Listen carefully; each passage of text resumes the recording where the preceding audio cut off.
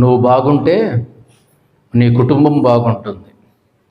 నీ కుటుంబం బాగుంటే నీ సంఘం బాగుంటుంది. నీ సంఘం బాగుంటే నీ సమాజం బాగుంటుంది. నీ సమాజం బాగుంటే నీ దేశం బాగుంటుంది. ఎక్కడ మొదలైంది ఇది? వ్యక్తి దగ్గర మొదలైంది. వ్యక్తి బాగుంటే ఆ వ్యక్తి యొక్క కుటుంబం బాగుంటుంది. ఆ వ్యక్తి యొక్క కుటుంబం బాగుంటే ఆ వ్యక్తి యొక్క సంఘం బాగుంటుంది. ఆ వ్యక్తి యొక్క సంఘం బాగుంటే ఆ వ్యక్తి యొక్క సమాజం బాగుంటుంది. ఆ వ్యక్తి యొక్క సమాజం బాగుంటే ఆ వ్యక్తి యొక్క దేశం బాగుంటుంది. ఈ 128వ కీర్తనలో రెండు విషయాలు మనకు కనిపిస్తాయి. కుటుంబం కనిపిస్తుంది, రెండవదిగా దేశం కూడా కనిపిస్తుంది. కుటుంబం కనిపిస్తుంది, దేశం కూడా కనిపిస్తుంది. దేవుడు దేశాన్ని గురించి చెప్పబోయే ముందు ఏం మాట్లాడుతున్నాడంటే కుటుంబాన్ని గురించి మాట్లాడుతున్నాడు. కుటుంబాన్ని గురించి మాట్లాడబోయే ముందు వ్యక్తిని గురించి మాట్లాడుతున్నాడు. మన యొక్క విశ్వాస జీవితాల్లో కుటుంబ జీవితం చాలా ప్రాముఖ్యమైనటువంటి జీవితం. ధన్యుడు అని అంటే అర్థం ఏంటంటే ఇక్కడ రాయబడినటువంటి వచనాల్లో యెహోవా యందు భయభక్తులు కలిగి ఆయన త్రోవల యందు నడుచువారందరూ ధన్యులు. ధన్యత అనేది మంచికి సాదృశ్యంగా ఉంది. ధన్యత అనేది సంతోషానికి సాదృశ్యంగా ఉంది. ధన్యత అనేది ఆనందానికి సాదృశ్యంగా ఉంది. ధన్యుడు అంటే అన్ని శ్రేష్టమైనటువంటి పదాలు, అర్థాలు ధన్యుడు అనే మాటలో ఉన్నాయి. ఈ ఉదయకాల సమయంలో దేవుడు మాట్లాడుతున్నటువంటి యొక్క మాటల్లో అనేకమైనటువంటి శ్రేష్టమైనటువంటి మాటలు ఉన్నాయి.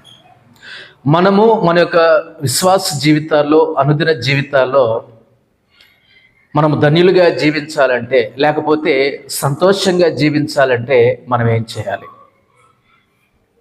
మనం ఏ విధంగా ఉండాలి? మనం ఏం చేయాలి?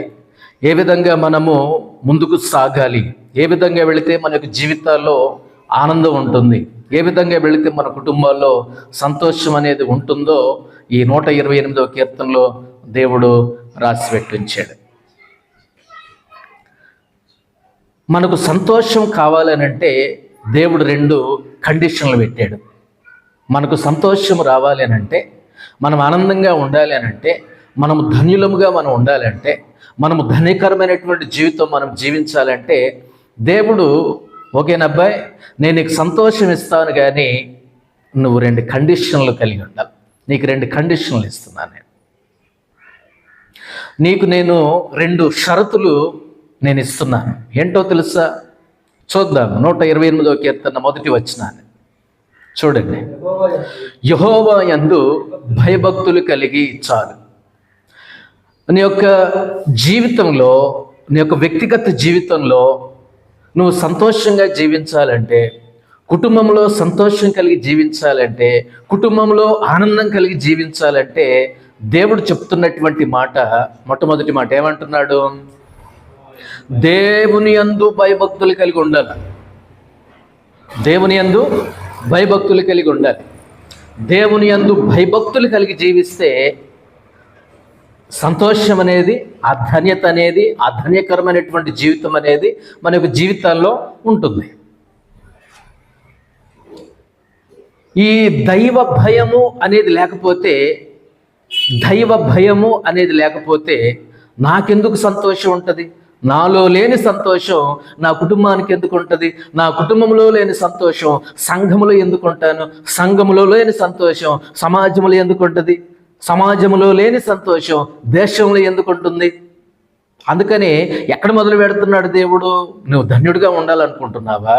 లేకపోతే నువ్వు ధన్యురాలిగా ఉండాలనుకుంటున్నావా? నువ్వు చేయాల్సింది ఏంటో తెలుసా? నువ్వు సంతోషంగా ఉండాలంటే మొట్టమొదటిగా దేవుని యందు ఏం కలిగి ఉండాలా? దైవ భయం కలిగి ఉండాలి. మొట్టమొదటిగా దైవ భయం. దైవ భయం అనేది మనకు లేకపోతే, విశ్వాసులకి, దేవుని పిల్లలకి దైవ భయం అనేది లేకపోతే మనకు జీవితాల్లో సంతోషం అనేది ఉండదు.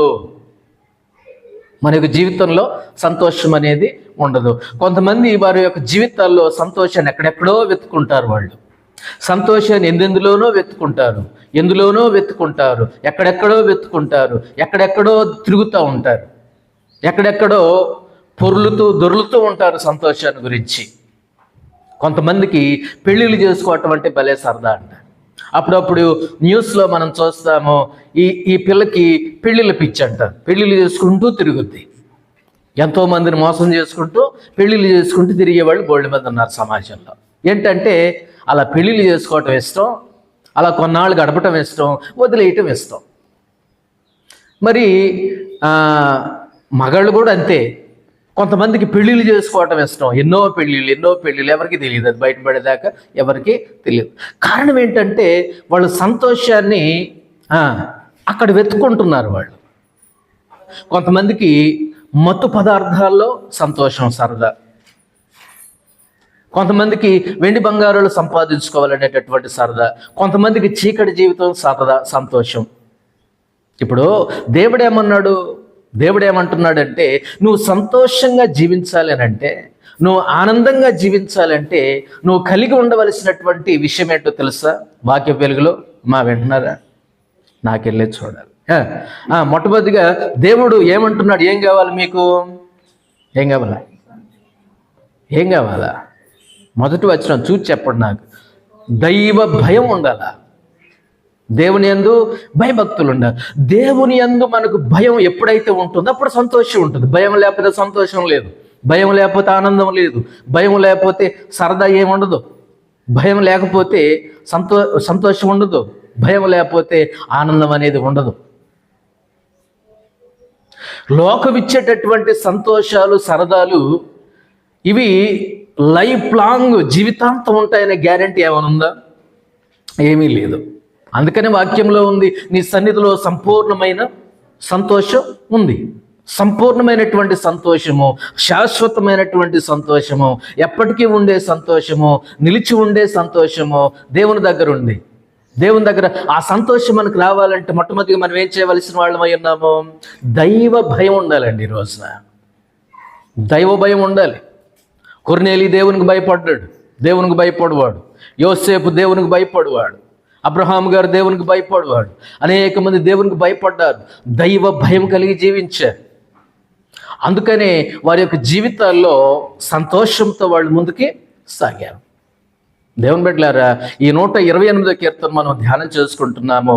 మన యొక్క జీవితాల్లో నిజమైనటువంటి సంతోషం మనకు రావాలంటే, మన కుటుంబాల్లో ఉండాలి అని అంటే, మనం కలిగి జీవించాలంటే మనం చేయవలసినటువంటి మొట్టమొదటి విషయం ఏమిటంటే దైవ భయం ఉందా? దేవుడంటే భయం ఉందా? దైవ భయం అనేది మన లోపల ఉందా? మన మనసులో ఉందా? తలంపుల్లో ఉందా? భయం అంటే వణికిపోవడం కాదండి, గౌరవపూర్వకమైనటువంటి భయం, భయభక్తులతో కూడిన భయం, ప్రేమతో కూడిన భయం. ఇవి ఉండాలి. ఇవి లేకపోతే ఏ వ్యక్తిలోనైతే దైవ భయం ఉండదో ఇష్టం వచ్చినట్టు తిరుగుతాడు, ఇష్టం వచ్చినట్టు మాట్లాడతాడు, ఇష్టం వచ్చినట్లు ప్రవర్తిస్తాడు, ఇష్టం వచ్చినప్పుడు వస్తాడు, ఇష్టం వచ్చినప్పుడు పోతాడు, ఇష్టం వచ్చినట్లుగానే జీవిస్తాడు. ఏం లేదు కాబట్టి, దైవ భయం లేదు కాబట్టి. అందుకనే కదా యోసేపు గారు, నేను దేవునికి భయపడవాడను, ఇంత పాపం చేసి ఇంత దుష్క్రియను నేను చేసి నా యొక్క దేవుని యొక్క దృష్టికి నేను ఎలాగును పాపినవుతునని అక్కడి నుంచి పారిపోయాడు యోసేపు గారు. కాబట్టి దేవుని బిడ్డలారా, మన యొక్క జీవితాల్లో మనం సంతోషంగా, ధన్యులముగా, ఆనందంగా మనం జీవించాలని అంటే మనం మొట్టమొదటిగా చేయవలసింది ఏంటంటే, దేవుడు అంటున్నాడు, నీకు సంతోషం ఇస్తాను అబ్బాయి, నీకు ఆనందం ఇస్తాను, నువ్వు ధన్యుడు అవుతావు, ధనురాలు అవుతావు. కానీ నువ్వు చేయాల్సిన పని ఏంటో తెలుసా? దైవ భయం ఉండాలి మనిషికి. దేవుడు అంటే భయపడాలి. ఆయన సన్నిధికి వచ్చేటప్పుడు గడగడ వణకాలి. ఆయన వాక్యం అంటే వణకాలి. ఆయన సన్నిధి అంటే భయపడాలి. యాకోబు పారిపోతూ ఒక దగ్గర పొద్దుగుగ్గినప్పుడు ఆ చోటి రాళ్ళలో ఒక రాయిని తీసుకుని తలగడగా చేసుకున్నాడు. యాకోబు గారికి ఒక దర్శనం వచ్చింది. అమ్మో అని లేచి భయపడి, ఈ స్థలమందు నిశ్చయంగా ఎవరున్నారు? దేవుడు ఉన్నాడు. దేవుడంటే దైవ భయం కలిగిన వాళ్ళు మాట్లాడేటప్పుడు వణుకుతారండి. వాళ్ళు మాట మాట అనే ముందు వణుకుతారు వాళ్ళు. దేవుడంటే భయం లేని వాడే ఈ నోటిని ఇష్టానుసారంగా వదిలేస్తాడు, ఇష్టం వచ్చినట్లు మాట్లాడతాడు, ఇష్టం వచ్చినట్లు ప్రవర్తిస్తాడు. దేవుడంటే భయం ఉన్నోడు ఆ జీవితం, ఆ లక్షణం, ఆ మాట, ఆ నడక, ఆ తీరు వేరుగానే ఉంటుంది. దేవుడంటే భయం లేని వాడే ఈ నోటికి అద్దు అదుపులు ఉండవు, బెల్లు బ్రేకులు ఏమీ ఉండవు ఈ నోటికి. అందుకనే ఈ 128వ కీర్తనలో మనం సంతోషం కలిగి మనం జీవించాలంటే, ఆనందం కలిగి మనం జీవించాలంటే, మనం ధనులముగా మనం జీవించాలంటే దేవుడు అంటున్నాడు, నువ్వు దైవ భయం కలిగి జీవించాలి. నీ యొక్క వ్యక్తిగత జీవితంలో ఏమి ఉండాలి? దైవ భయం ఉండాలి. అక్కడ వాడున్నాడు, వాడు లేడు, అది కాదు నీకు ముఖ్యం. అక్కడ ఎవరు చూస్తున్నారు? దేవుడు చూస్తున్నాడు, దేవుడు ఉన్నాడు, దేవుని సన్నిధి ఉంది, దేవుని యొక్క భయం ఉండాలి, దేవుడు అంటే వణుకు ఉండాలి. ఎవడు దీనుడై యాకోబు దేవుని యొక్క సన్నిధిలో వణుకుచుంటాడో ఆ వ్యక్తిని దేవుడు ఏం చేస్తాడు? దృష్టిస్తాడు. వింటున్నారా? కళ్ళు మూసుకొని వినండి. ఆ వ్యక్తిని దేవుడు ఏం చేస్తాడు? ఆశీర్వదిస్తాడు, దృష్టి పెడతాడు. భయం ఉండాలండి. దేవుని సన్నిధి అంటే భయం ఉండాలి. ఏ విషయంలోనైనా కానివ్వండి, అది చిన్నదైనా పెద్దదైనా, అది ఏ విషయమైనా సరే దేవుడు అంటే భయం భయం భయం ఉండాలి. దేవుడు అంటే భయం ఉండాలి, దైవ భయం కలిగి ఉండాలి. మన యొక్క జీవితాల్లో చాలామంది ఇది తెలియదు. మనం సంతోషంగా ఉండాలంటే దేవునికి భయపడాలి, మనం సంతోషంగా ఉండాలంటే దేవుని సన్నిధికి భయపడాలి, మనం సంతోషంగా జీవించాలంటే దేవుని యొక్క మాటలకు లోబడాలని తెలియదు. ఎక్కడెక్కడో వెళ్తారు. కొంతమందికి పెళ్ళిళ్ళు చేసుకునే ఆ విషయంలో సంతోషం, అబ్బాయిలు కానీ అమ్మాయిలు కానివ్వండి. ఎప్పుడో తెలిసింది టీవీ 9లో ఈవిడ ఇంతమందిని పెళ్ళిళ్ళు చేసుకుని మోసం చేసింది అని. ఎప్పుడో తెలియదు టీవీ 9లో ఈ అబ్బాయి ఇంతమందిని అమ్మాయిలు మోసం చేశాడని ఎప్పుడో తెలుస్తుంది. అది వీళ్ళ సంతోషం ఎక్కడెత్తుకుంటున్నారు వీళ్ళు? వీళ్ళ ఆనందాన్ని ఎక్కడ వెతుకుంటున్నారు వీళ్ళ ఆనందాన్ని ఎక్కడ వెతుకుంటున్నారు? తను కొంచెం లేపన వాక్యం అంటారు. వీళ్ళ ఆనందాన్ని ఎక్కడ వెతుకుంటున్నారు వీళ్ళు?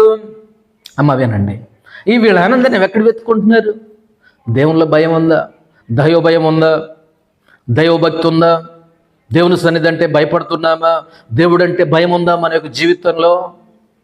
అది లేకపోతే మన యొక్క జీవితంలో ఏముండదు? సంతోషం అనేది ఉండదు. నీకు సంతోషం రావాలంటే, మనకు సంతోషం ఉండాలంటే మనం మొట్టమొదటిగా ఏం చేయాలో?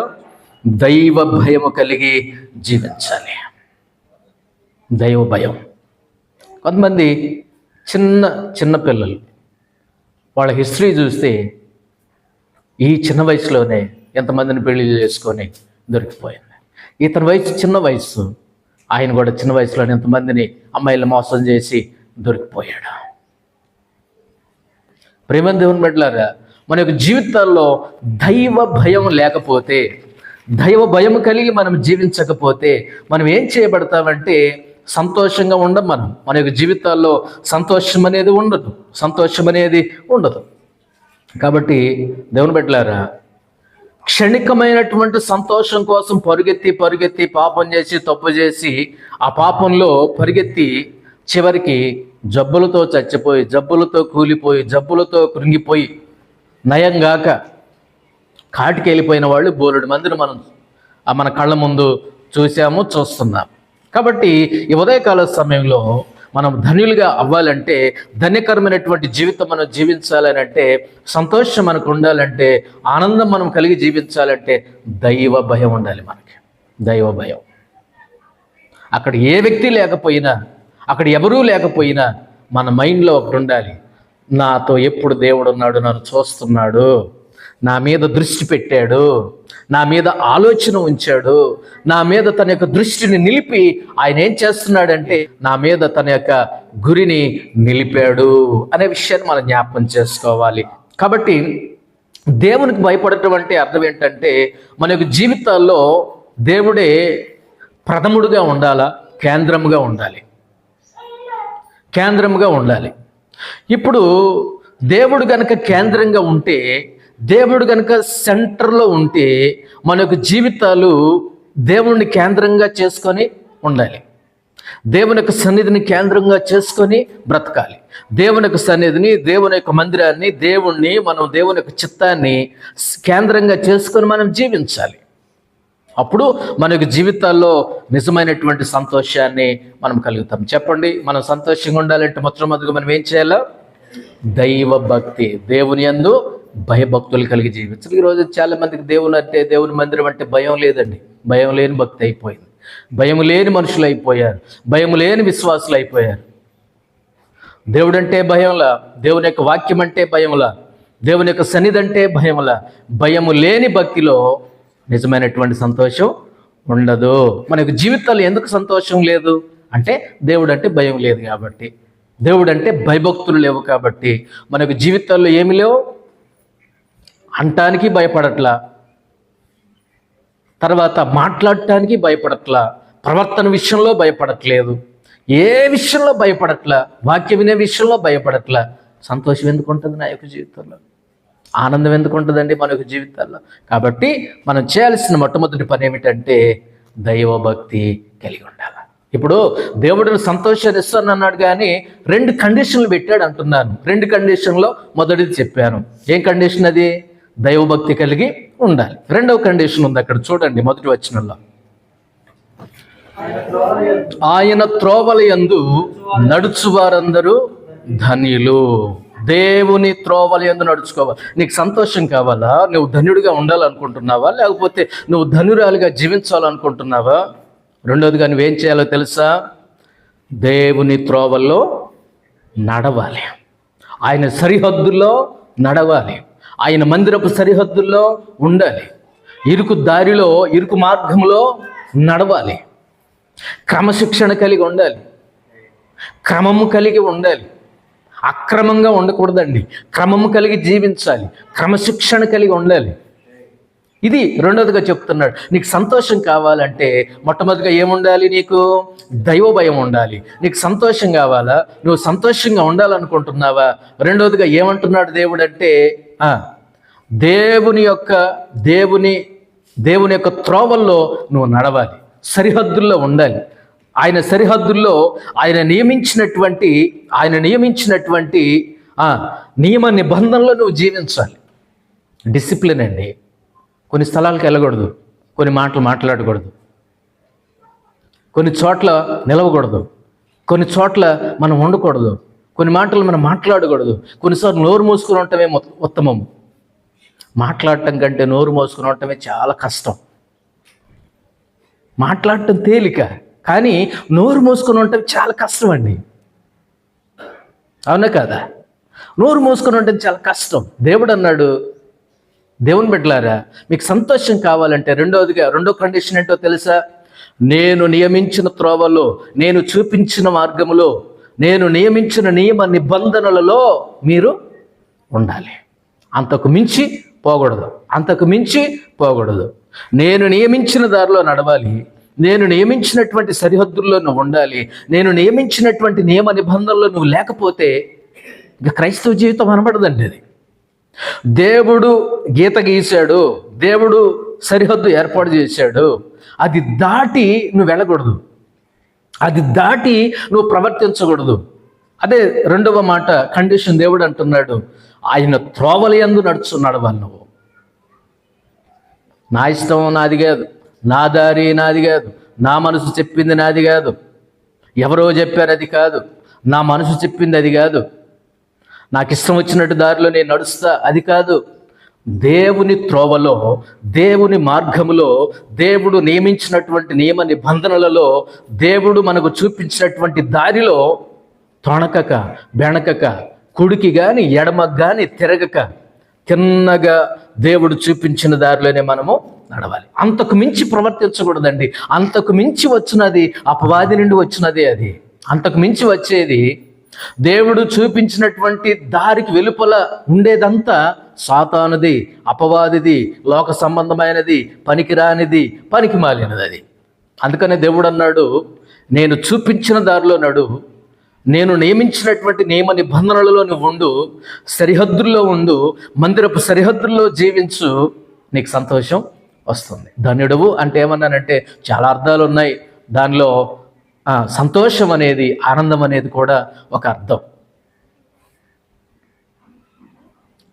కాబట్టి కొన్నిసార్లు మనకు జీవితంలో దేవుడు చూపించినటువంటి దారిలో ఉండకుండా పక్కదారికి వెళ్తాం, పక్క త్రోవకి, పక్కదారికి మనం వెళతాం. అందుకనే కదా మనకు జీవితాలు నాశనం అయిపోయాయి, అందుకనే కదా మనకు జీవితాలు కూలిపోయాయి. దేవుడు చూపించినటువంటి త్రోవలో మనము నడవలసినటువంటి వాళ్ళమై ఉన్నాం కదా. ఆయన చూపించినటువంటి అత్యద్భుతమైనటువంటి దారిలో మనం జీవించవలసినటువంటి వాళ్ళమై ఉన్నాం కదా. దేవుడు మనకు ఒక నియమ నిబంధనలను ఆయన ఉంచాడు. ఆ నియమ నిబంధనలలో, ఆయన సరిహద్దుల్లో, ఆయన మందిరపు సరిహద్దుల్లో ఆయన చెప్పినట్లు మనం నడిస్తే యెహోషువతో దేవుడు అన్నాడు, నువ్వు కుడికి కానీ ఎడమకు కానీ తిరగొద్దు. దేవుడు చూపించినటువంటి దారి అలా నడిస్తే మనం సంతోషంగా ఉంటామండి. దారి ఇరుకుగానే ఉంది, దారి క్రమశిక్షణతో కూడింది, దారిలో అంత విశాలత ఏమీ ఉండదు, కానీ అంతకు మించి సంతోషం అనేది దేవుడు ఇస్తాడు. ఇరుకు దారిలో క్రమశిక్షణ ఉంటుంది, విశాలమైనటువంటి దారిలో అదుపు లేనటువంటి జీవితం ఉంటుంది. తాగుతాడు, తింటాడు, దొర్లుతాడు, పొర్లుతాడు, ఇష్టం వచ్చినట్లు ఏం చేస్తాడు, జీవిస్తాడు. అదే ఇరుకు దారిలో కుదరదు. క్రమశిక్షణ కలిగినటువంటి జీవితం జీవించాలి.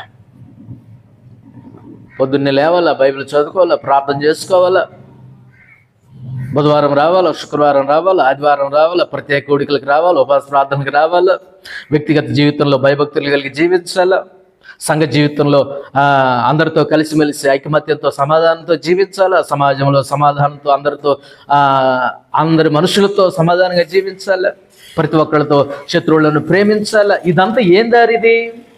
ఇరుకైన దారి, ఇరుకు దారిది. చాలా కష్టం అండి. అదే విశాల మార్గంలో నాకు ఇష్టం వచ్చినవాడితో మాట్లాడతా, కష్టం వచ్చినవాడితో మాట్లాడను. నా ఇష్టం వచ్చినప్పుడు లేస్తా, నా ఇష్టం వచ్చినప్పుడు తిరుగుతా, నా ఇష్టం వచ్చినట్లు ఉంటా, నాకు ఇష్టం వచ్చింది తింటా, నాకు నచ్చింది చేస్తా, నాకు నచ్చింది వింటా, నా ఇష్టం వచ్చినట్లు ఉంటా.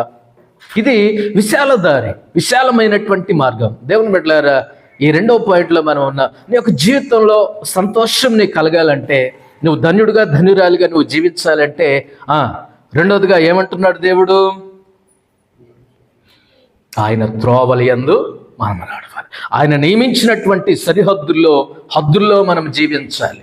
దేవుడే మన యొక్క జీవితంలో కేంద్ర బిందువుగా, సెంట్రల్ పాయింట్గా మన ప్రభు అయినటువంటి యేసుక్రీస్తు వారు ఉండినప్పుడు మన యొక్క జీవితాలు బాగుంటాయి. మరి మా పాస్టర్ గారు ఏమో సినిమాలు చూడొద్దంటాడు, సీరియల్ చూడొద్దంటాడు, తర్వాత అటు మాట్లాడొద్దంటాడు, ఎటు మాట్లాడొద్దంటాడు. దేవుడు నియమించినటువంటి నిబంధన కదా అది. మరి క్రమశిక్షణ అంటే అలానే ఉంటుంది, ఇష్టం వచ్చినట్లు ఉండదండి. క్రమశిక్షణ అంటే అలానే ఉండదు. టయానికి రమ్మంటాడు, గట్టిగా ప్రార్థన చేయాలి, గట్టిగా ఆరాధన చేయాలా, పాటలు పాడాలి, చప్పట్లు కొట్టాలా, కలిసిమెలిసి ఉండాలా, గద్దిస్తాడు. ఇవన్నీ ఉంటాయి. ఇవన్నీ కూడా ఆయన నియమించినటువంటి నియమ నిబంధనలు, హద్దులు ఇవన్నీ. బెత్తం వాడను కుమారుడు అంట సామెతల గ్రంథంలో. బెత్తం వాడను కుమారుడు అదుపు లేకుండా తిరుగుతాడు అంటే, ఇష్టం వచ్చినట్టు జీవిస్తాడు, ఇష్టం వచ్చినట్టు ప్రవర్తిస్తాడు. బెత్తం బెత్తం వాడాలి. బెత్తం ఆడకపోతే ఈడాగడం. ఎంత పెద్ద ఎద్దుకైనా ఏం కావాలంటే లోకంలో ఒక సామెత ఉంది, ఎంత పెద్ద ఎద్దుకైనా ముల్లిగర్ర కావాలి దానికి. పౌలు మహాశయునికే ఒక ముళ్ళు ఉంది కదా. కాబట్టి దేవుని బిడ్డలారా, క్రైస్తవ జీవితం అంటే ఆయన త్రోవల్లో, నియమ నిబంధనలు కుడికి కానీ ఎడమకు కానీ తొలగక, ఇష్టం వచ్చినట్లు మాట్లాడక, ఇష్టం వచ్చినట్లు ప్రవర్తించక, ఇష్టం వచ్చినట్లు నోటిని బిల్లు బ్రేకు లేకుండా వదిలేయటం కాదు అండి. అలా వదిలేయటం కాదండి. దేవుని యొక్క క్రమశిక్షణ, దేవుని యొక్క నిబంధనలో మనం జీవించాలి అనే విషయాన్ని దేవుడు మాట్లాడుతున్నాడు. లోకం నచ్చినట్టు, లోకం వెళ్ళే దారి వేరు, మనుషులు నడిచే దారి వేరు, అందరూ నడిచే దారి వేరు, అందరూ ప్రవర్తించే దారి వేరు. కానీ దేవుని బిడ్డ మాత్రం దేవుని దారిలోనే నడవాలి. అది రెండవది. 2 కండిషన్లు చెప్పాను. మనకు సంతోషం రావాలంటే, ఆనందం దక్కాలి అని అంటే, మనం ధన్యులంగా అవ్వాలంటే 2 కండిషన్లు పెట్టాడు దేవుడు. ఏంటంటే మొట్టమొదటిది దైవ భయం ఉండాలి నీకు. రెండోది ఏమన్నాను? ఆయన త్రోవలయందు నడవాలి. ఆయన నియమించినటువంటి నియమ నిబంధనలలో, సరిహద్దుల్లో, అద్దుల్లో సద్దుమణిగి, ఆయన బలిష్టమైన చేతి క్రింద దీన మనసు కలిగి, ఆయన చిత్తానికి లోబడి తల వంచి చేతులు కట్టుకొని మోకాళ్ళ మీద ఆయన చిత్తం ప్రభా అని చేసే స్థాయిలో దారిలో మనం ఉండాలి. అప్పుడు నీకు సంతోషం. నువ్వు గనక దైవ భయం కలిగి ఉండు, నువ్వు గనక నా త్రోవలో నడువు, నేను నియమించినటువంటి నియమ నిబంధనలో, హద్దుల్లో, సరిహద్దుల్లో దాన్ని మించకుండా జీవించు. ఒక్క అంగుళం కానీ, ఒక ఇంచు కానీ, ఒక నూలు మందం కానీ అతిక్రమించకుండా నువ్వు జీవించు. నీకు 4 ఆశీర్వాదాలు ఇస్తానన్నాడు దేవుడు. ఎన్ని ఆశీర్వాదాలు ఇస్తానన్నాడు? 4 ఆశీర్వాదాలు. నీకు దైవ భయం ఉంటే, రెండవదిగా నువ్వు దేవుని త్రోవలో అతిక్రమించకుండా, హద్దు మీరకుండా, వాక్యపు క్రమంలో, సంఘ క్రమంలో, దేవుడు నియమించిన క్రమంలో నువ్వు ఉంటే నీకు 4 వాగ్దానాలు అన్నాడు. ఏంటో మనం చూద్దాం. 2 కింది వచనాల్లో 2వ వచనం చూడండి. నిశ్చయముగా నీవు నీ చేతుల కష్టార్జితాన్ని అనుభవించవచ్చా? దేవుడు ఏమి ఇస్తున్నాడండి? 4 వాగ్దానాలు ఇస్తున్నాడు. ఈ 4 వాగ్దానాలు ఎవరికి? దైవ భయం కలిగిన వాళ్ళకి, రెండవది ఆయన త్రోవల్లో నడిచే వారికి, ఆయన నియమ నిబంధనలో, ఆయన హద్దుల్లో, సరిహద్దుల్లో జీవించేటటువంటి వారికి దేవుడు 4 వాగ్దానాలు ఇస్తున్నాడు. ఆ 4 వాగ్దానాల్లో మొట్టమొదటి వాగ్దానం ఏమనుకుంటున్నాం? 2వ వచనంలో నిశ్చయముగా నీవు నీ చేతుల కష్టార్జితము అనుభవిస్తావు. నీ చేతుల కష్టార్జితాన్ని అనుభవిస్తావు. మొదటి వాగ్దానం, నీ చేతుల కష్టార్జితాన్ని నీవు అనుభవిస్తావు. నీ వ్యవసాయం కావచ్చు, నీ చేతి పని కావచ్చు, నీ ఉద్యోగం కావచ్చు, నీ కూలి పని కావచ్చు, నీ చిరు ఉద్యోగం కావచ్చు, అది పెద్ద ఉద్యోగం కావచ్చు, నీ చేతి పని కావచ్చు, నీ పనులు కావచ్చు, నీ ప్రయత్నాలు కావచ్చు, నువ్వు తలపెట్టినటువంటి ప్రతి పనిని, నీ కష్టాన్ని ఏం చేస్తానంటున్నాడు దేవుడు? అనుభవించేటట్లు చేస్తాను. కొంతమందికి కష్టపడటమే కానీ, కొంతమందికి శ్రమ పడటమే కానీ ఆ కష్టపడ్డదాన్ని తినే యోగ్యత వాళ్ళకి లేదండి. కొంతమందికి వేలు సంపాదిస్తారు, వ్యాపారంలో లక్షలు సంపాదిస్తారు, కానీ దాన్ని తిన్న దాఖలాలు లేవు. కొంతమంది కష్టపడి పొలం పనులు చేసుకుంటారు, వాటిని అనుభవించే యోగ్యతే వారి యొక్క జీవితంలో, భాగ్యమే వారి యొక్క జీవితంలో లేదండి. కొంతమంది కష్టపడతారు, కొంతమంది రేయనక పగలనక కష్టపడేటటువంటి వాళ్ళు ఉన్నారు, కానీ వారు కష్టపడి సంపాదించుకున్న దాన్ని అనుభవించడానికి వారికి భాగ్యం అనేది లేదండి. కారణం ఏంటో తెలుసా? కారణం ఏంటి? వారి యొక్క జీవితంలో దైవ భయం లేకపోవడం, వారి యొక్క జీవితాల్లో దేవుడు నియమించినటువంటి ఆయన త్రోవలో, ఆయన హద్దుల్లో, సరిహద్దుల్లో జీవించక ఇష్టం వచ్చినట్లు జీవించడం. అందుకనే వారి యొక్క జీవితాల్లో ఏముండదంటే వాళ్ళ యొక్క కష్టార్జితం వాళ్ళు అనుభవించరండి. సరే, నువ్వు భయభక్తులు కలిగి, దైవ భయం కలిగి జీవిస్తే, ఆయన త్రోవల్లో, ఆయన నియమ నిబంధనలో, ఆయన హద్దుల్లో, సరిహద్దుల్లో నువ్వు జీవిస్తున్నప్పుడు మొదటి వాగ్దానం ఏమి ఇచ్చాడు? నీవు నీ చేతుల కష్టార్జితాన్ని అనుభవిస్తావు. ఏమండి, మనం సంపాదించుకున్నటువంటి డబ్బులతో అన్నం తింటుంటే ఆ మజా వేరండి, అవునా కదా? మనం సంపాదించుకున్నటువంటి రూపాయి పెట్టి మన అవసరాలు మనం తీర్చుకుంటున్నామంటే తల పైకెత్తి ఏం చేస్తాడో తెలుసా? నేను సంపాదించుకున్న రూపాయి, నేను పండించుకున్న పంట, నా కష్టార్జితం వల్ల వచ్చినటువంటి రూపాయి, నా కష్టార్జితం వల్ల వచ్చినటువంటి పంట ఇది అని రొమ్మిర్చుకొని తింటాడండి ఆయన, అవునా కదా? దేవుడు ఏం చేశాడు? ఆ వ్యక్తిని వాగ్దానం ఇచ్చాడు. నీవు నీ చేతుల కష్టార్జితాన్ని నువ్వు తప్పకుండా అనుభవిస్తావు అని వాగ్దానం చేశాడు. నీ చేతి పనులను దేవుడు దీవిస్తాడంటండి. మన చేతి పనులను దేవుడు దీవిస్తాడు. ఎప్పుడు?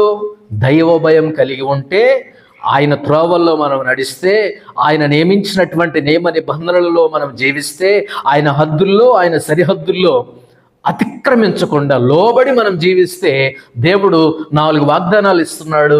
ఆ 4 వాగ్దానాల్లో మొట్టమొదటి వాగ్దానం ఏంటి? నీ చేతుల కష్టార్జితాన్ని నీవు అనుభవిస్తా. కొంతమంది అంటారు చూసారా, ఏమోనండి పాస్టర్ గారు, ఇంత కష్టపడుతున్నానండి, రెక్కలు మొక్కలు చేసుకుంటున్నానండి, పురుగులో పురుగు అయిపోయానండి, చేలో మా మొక్కల్లో మొక్క అయిపోయానండి, దుమ్ములో దుమ్ము అయిపోయానండి, యజమానున్నే కానీ పనోళ్ళతో కలిసి పనోడిని అయిపోయానండి, కానీ ఈ మిగిలింది ఏమీ లేదండి, నేనేం సంపాదించలేకపోతున్నానండి, ఈ పిల్లకి ఆ మెడలో ఒక గొలుసు కూడా కొనలేకపోయానండి, ఒక చైన్ కూడా తీసుకోలేకపోయానండి, పిల్లల పేరున కొద్దిగా బ్యాంక్ బ్యాలెన్స్ కూడా లేదండి, ఇన్ని సంవత్సరాల నుంచి వ్యవసాయం చేస్తున్నాను, ఇన్ని సంవత్సరాల నుంచి కష్టపడుతున్నాను, సంపాదించింది ఏమీ లేదు, సాధించింది ఏమీ లేదు. సాధించడం తర్వాత సంగతి, పొట్టలోకి వెళ్ళిన మెతుకులు కూడా లేవండి. ఇదండి నా యొక్క జీవితం. ఏదో దౌర్భాగ్యం పట్టుకుందండి, తాయెత్తు కూడా కట్టించానండి పైగా. ఆయన తీసుకొచ్చి ఇంటిని కూడా చూపెట్టానండి. వాడు పట్టుకుపోయాడు, కట్టుకుపోయాడు, నన్ను ఎక్కడే నెట్టిపోయాడు. నాకేమైనా కీడు పట్టుకుందేమో అని నాకు భయం అండి. ఎవరైనా చేతబడి చేశారేమోనండి భయం అనండి. ఎవరైనా చూసి నన్ను ఏడుస్తున్నారేమోనని భయం అండి. నిన్ను ఏ ఏడుపో తగలదు నీకు, ఏ తెగులు నీ గుడారాన్ని సమీపించదు. నీకేం పట్టిందో తెలుసా? నువ్వే పట్టుకున్నావు. నీకు పట్టిందేంటి? నువ్వే. మనకు మించిన దయ్యాలు ఏమైనా ఉంటాయంటారా? మనకి మించిన భూతాలు ఏమైనా ఉన్నాయా? మన యొక్క జీవితాన్ని మనమే ఏం చేసుకుంటాము? నాశనం చేసుకుంటాం. మనకు పట్టిన దరిద్రం మనమే, మనకు పట్టిన కీడు మనమే. ఈ బుర్ర మారితే, ఈ బతుకు మారితే, ఈ బుద్ధి మారితే అన్నీ మారుతాయి. ఇది మారకనేగా ఇన్ని సమస్యలు, ఇది మారకనేగా ఇంత దౌర్భాగ్యం, దరిద్రం జీవితం ఇది. దేవుడు అన్నాడు, మళ్ళీ పైగా అంటారు, నాకు మిగలట్లేదండి, అన్నీ తగిలి రావటమే కానీ మిగిలి రావటం అంటే ఏమీ లేదు. నువ్వే పోయి దరిద్రాన్ని తగులుతుంటే దరిద్రం ఎప్పుడు రాదు. నువ్వే దరిద్రాన్ని అంటించుకుంటున్నావు పోయి, నువ్వే దౌర్భాగ్యాన్ని తగిలించుకుంటున్నావు పోయి. పెంట ఎప్పుడు నీ దగ్గరికి రాదు, నువ్వు పోయి పెంటను తొక్కటం తప్ప. అవునా కదా? ఎందుకు విశ్వాసి ఈ చిన్న విషయాన్ని మర్చిపోతాడు? మిగలట్లేదండి, అన్ని కష్టాలేనండి, ఏం మిగలట్లేదండి, అన్నీ తగిలి రావటలేనండి, ఏ మిగులుదల ఏమి లేదండి. వినిపిస్తాయి కొన్ని రోజుల తర్వాత మనకి. లాభం ఎంత, రాబడి ఎంత, పోబడి ఎంత వినిపిస్తాయి కదా. అసలు మనకు పట్టిన దరిద్రం ఏంటి? మనకు పట్టినటువంటి దౌర్భాగ్యం ఏంటి? మన యొక్క జీవితానికి మనమే చీడలాగా పట్టుకున్నాం, పీడలాగా పట్టుకున్నాం, మనం దౌర్భాగ్యంలాగా పట్టుకున్నాం. మనకు పట్టిన దరిద్రం మనమే. ఎందుకోసమో తెలుసా? దైవ భయం లేదు. ఎందుకోసమో తెలుసా? ఆయన నియమించినటువంటి త్రోవల్లో, ఆయన నియమించినటువంటి నియమ నిబంధనలో మనం నడవలేకపోవడాన్ని బట్టే కదా ఈ దరిద్రం మనకు పట్టుకుంది. దేవుడేమన్నాడు? దైవ భయం కలిగి ఉండు, నేను నియమించినటువంటి త్రోవలో నడు, ఆయన హదుపుల్లో నువ్వు జీవించు, ఆయన నియమించినటువంటి సరిహద్దుల్లో నువ్వు బ్రతుకు. ఏం చేస్తున్నాడు? మొదటి వాగ్దానం, నీ చేతుల కష్టార్జితాన్ని నువ్వు అనుభవించినట్లు నేను చేస్తా, నేను చూస్తా. ఇందాక ఒక మాట అన్నాను, మనం సంపాదించిన రూపాయితో మనం వండుకొని తింటున్నామంటే అసలు ఆ మజా వేరు, ఆ సంతోషం వేరు, ఆ ఆనందం వేరు. నేను సంపాదించాను అమ్మాయి అని అంటాడు. ఇదిగో ఈరోజు పని చేసుకొని తీసుకొని వచ్చాను అంటాడు. ఇదిగో ఈరోజు నేను కష్టపడిన డబ్బు అంటాడు దర్జాగా. ఇదిగో నేను పొద్దున పోయి ఇప్పుడు దాకా వచ్చా, మీ గురించేగా, మన గురించేగా, ఇదిగో ఏదైనా తెచ్చుండి ఈరోజు అరకేజీ చికెన్ బటర్ అంటాడు. నేను సంపాదించాను. నీ చేతుల కష్టార్జితాన్ని నువ్వు అనిపించినట్లు ఏం చేస్తానన్నాడు దేవుడు. నీ వ్యవసాయం కావచ్చు, నీ కూలి పని కావచ్చు, నీ ఉద్యోగం కావచ్చు, నీ వ్యాపారం కావచ్చు, నీ బిజినెస్ కావచ్చు, నువ్వు పెట్టుకున్న ఆ చిన్న షాపే కావచ్చు, నువ్వు నడిపిస్తున్నటువంటి ఆ బడ్డీ కొట్టే కావచ్చు, చాలు. నీకున్నది 10 కావచ్చు, నీకున్నది 1 ఎకరం కావచ్చు. దేవుడు ఏం చేస్తాడు? నీ చేతుల కష్టార్జితాన్ని ఆశీర్వదిస్తానండి, నువ్వు అనుభవిస్తావు అంతే. కొంతమందికి అనుభవించడం లేదంటే అలగటమే తప్ప అనుభవించాలంటూ ఏమీ ఉండవు. నువ్వు దైవభయం కలిగి జీవించు, ఆయన త్రోవల్లో నడు, ఆయన నియమించినటువంటి నియమ నిబంధనలో బ్రతుకు. నిశ్చయముగా నువ్వు నీ చేతుల కష్టార్జితాన్ని ఏం చేస్తావు? దేవుడు తీరుస్తాడు. దావీదు అంటాడు, నీతిమంతులు భిక్షమెత్తుట నేను చూడలేదంటాడు.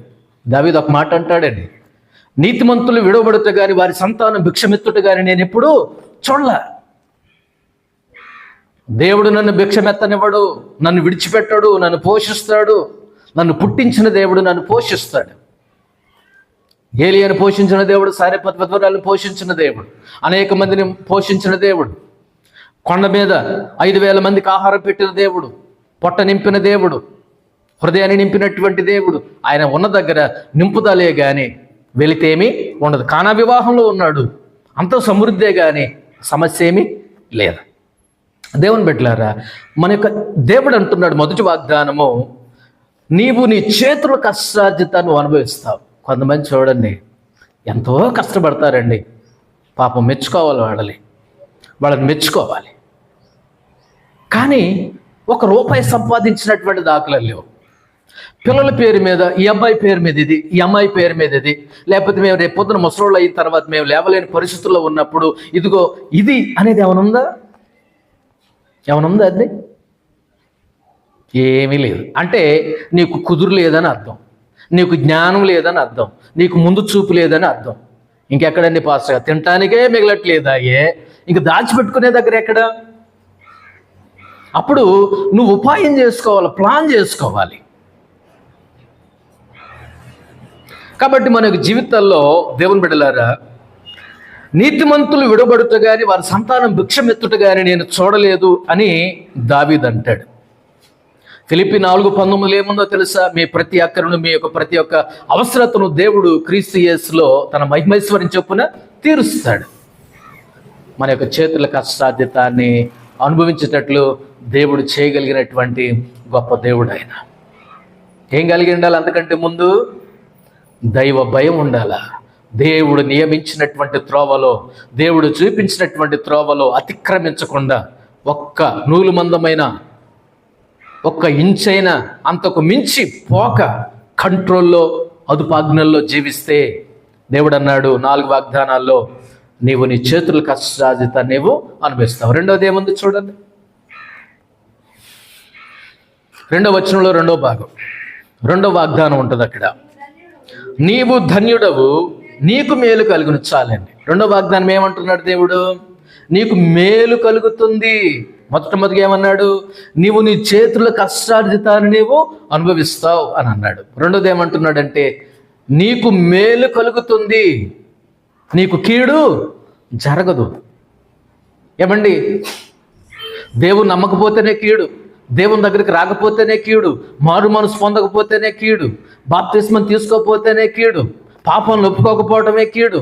దేవుని దగ్గరికి ఎప్పుడైతే వస్తావో, నీ పాపాలను ఒప్పుకుంటావో, నీ పాడు జీవితాన్ని, ప్రాచీన జీవితాన్ని, పాత జీవితాన్ని, రోత జీవితాన్ని ఎప్పుడైతే ప్రభు అయినటువంటి యేసుక్రీస్తు వారి దగ్గర నువ్వు ఒప్పుకుంటావో, నీకు పట్టిన దరిద్రం, నీకు పట్టిన కీడు, నీకు పట్టిన దౌర్భాగ్యం, నిన్ను వెంటాడుతున్నటువంటి భయాలు, నీ వెంట వస్తున్నటువంటి అపజయాలు, కీడు, ఆ శాపం, ఆ దోషం అన్నీ పోతాయి. ఎప్పుడు? యేసు ప్రభు వారి దగ్గరికి వచ్చి నీ పాపాలు ఒప్పుకొని మారు మనసు పొంది ఆయన యొక్క సన్నిధిలో నువ్వు నీతిగా తీర్చబడినప్పుడు ఏమండి, నీకు పట్టిన దరిద్రం పోతుంది, నీకు అంటుకున్న పాపం, దోషం, ఆ శాపాలు అవన్నీ పోతాయండి. అందుకని 2వ వాగ్దానం దేవుడు ఇస్తున్నాడు, నీకేం కలుగుతుంది? మేలు కలుగుతుంది. నేను నీకు మేలు కలుగజేస్తాను. 103వ కీర్తనలో ఒక మాట ఉంటుంది చూడండి, మేలుతో ఏం చేస్తాడు ఆయన? 103వ కీర్తన 5వ వచనం చదవండి స్పీడ్గా. మేలుతో నీ హృదయమును నింపి ఉన్నాడు, తృప్తిపరుస్తున్నాడు. ఏమండి, ఎంత గొప్ప దేవుడు అండి! దేంతో తృప్తిపరుస్తున్నాడంట? కీడుతో కాదండి, సమస్యలతో కాదండి, కష్టనష్టాలతో కాదండి, మేలుతో ఏం చేస్తున్నాడు ఆయన? మన హృదయాన్ని తృప్తిపరుస్తున్నాడండి. 2వ వాగ్దానం ఏమి ఇస్తున్నాడు ఇక్కడ? నీవు ధన్యుడవు, నీకు మేలు కలుగుతుంది. 107వ కీర్తన 9వ వచనం చూడండి. 107వ కీర్తన 9వ వచనం తొందరగా. ఏలయనగా ఆశగల ప్రాణమును ఆయన తృప్తిపరిచి ఉన్నాడు, ఆకలి కొనిన వారి ప్రాణమును దేంతో నింపాడండి? ఏ ప్రాణాన్ని?